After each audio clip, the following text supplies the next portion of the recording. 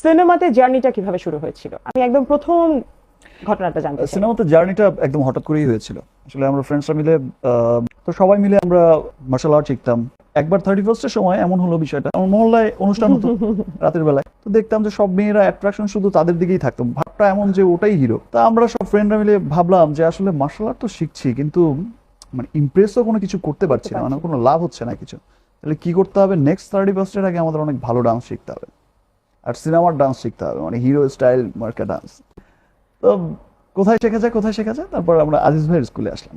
হঠাৎ করে একজন লোক এসে আমাকে হাত ধরলো, এই তোমাকেই তো খুঁজছিলাম, কোথায় গিয়েছিলে?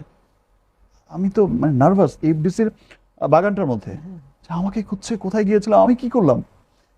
জি মানে ভাই, মানে আরে তোমাকে তো খুঁজতেছিলাম, তোমাকে দেখলাম শুধু একবার ঢুকতে, আমি কি ভাবছিলাম যে এই ছেলেটাকে, আমরা নতুন সিনেমা বানাচ্ছি, সেখানে আমার একটা হিরো দরকার, সুন্দর একটা হিরো দরকার। আমার হিরোইন কনফার্ম হয়ে গেছে, সেই ডিরেক্টরটা ছিলেন আবুল খায়ের বুলবুল সাহেব। আচ্ছা। তারপর সেই 3 মাস রিহার্সাল করলাম, করলাম।